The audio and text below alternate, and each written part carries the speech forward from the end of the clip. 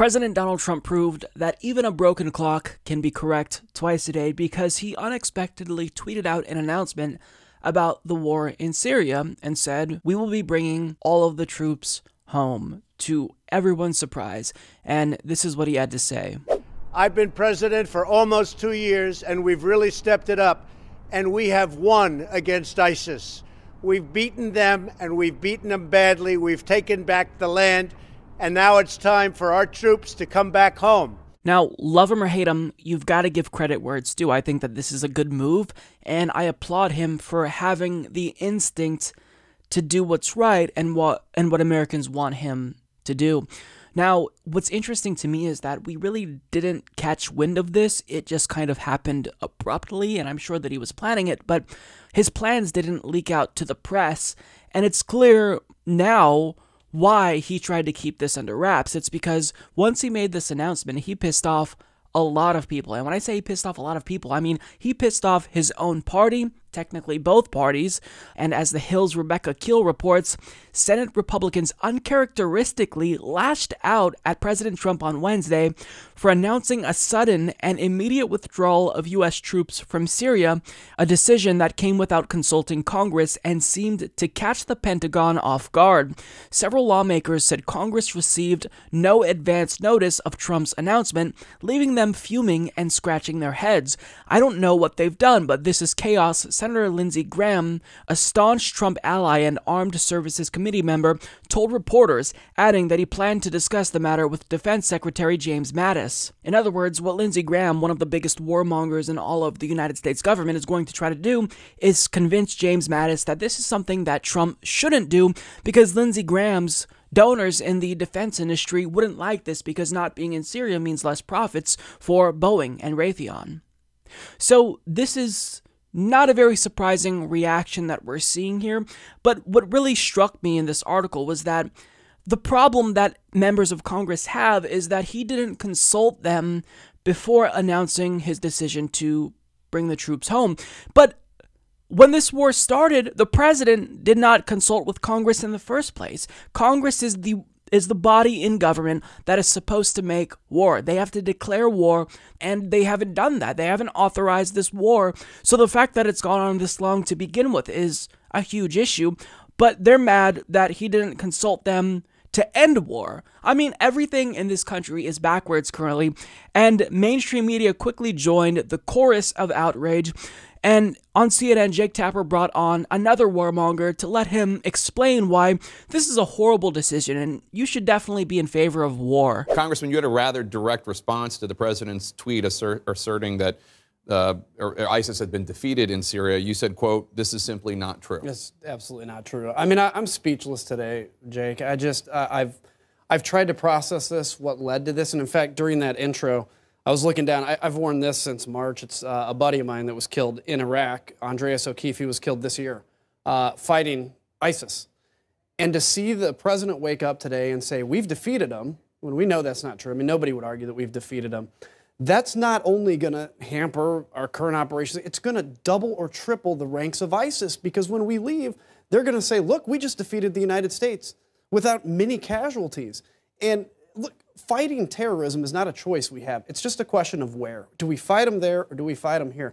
This makes no sense to me. I cannot put anything into words about why this makes any sense. It's emboldening Iran. It's emboldening Bashar al-Assad, but it's definitely emboldening ISIS, our sworn enemy. I don't get it. Ambassador John Bolton, the National Security Advisor, said just a few weeks ago, I think, that the U.S. was not going to leave until Iran left the region. And is it your understanding that Iran has left Syria? No, and not just John Bolton. Every national security member of the president's team has said we're not going to leave. We have a base in Al Tanf that straddles a very important supply route where Iran wants to have access to Israel and to Israel's enemies. So this has implications beyond just the fight against ISIS. This has to do with Israel, Jordan, everywhere in between, not to mention all our allies that are involved in this fight that also woke up today and goes, oh, okay, so I guess we have to pull all the troops out too because the United States is. Too bad we never heard that until a tweet was just submitted.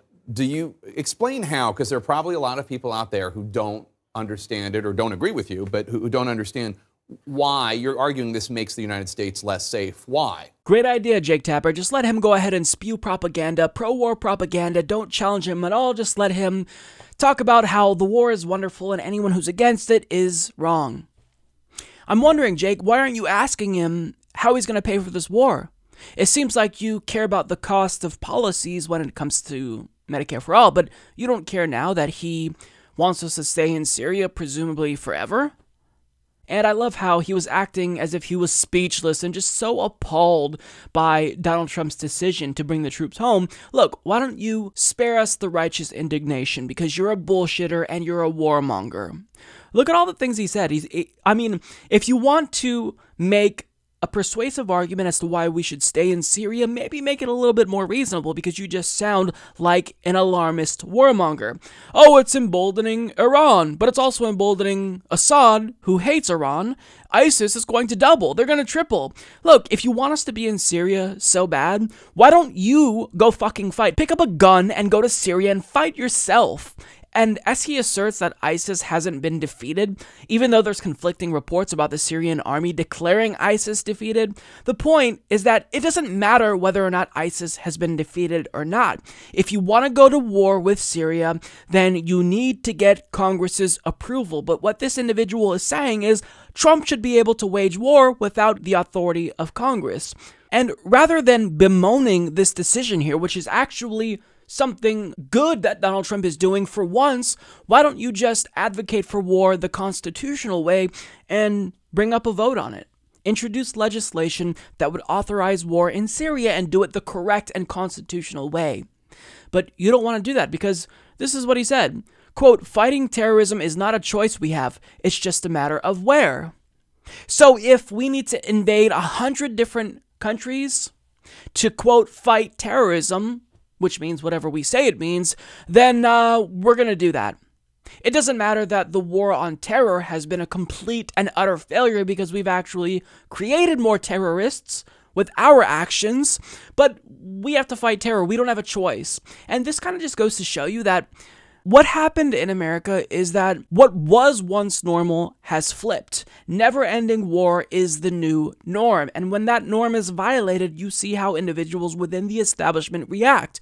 They lose their mind. They don't know how to react to it, because it's so absurd to them to think, oh, we're actually not going to occupy this country that didn't attack us, that doesn't pose a threat to us. And I just got to go back to Jake Tapper there, who at the end said, explain how this makes the United States less safe. In other words, be very afraid of terrorists who are definitely going to kill you before a lack of health insurance does. See, the whole question, the way it was framed, this is called leading the witness. You're asking a leading question because you are priming him to answer in a way that's suitable for your narrative, Jake Tapper.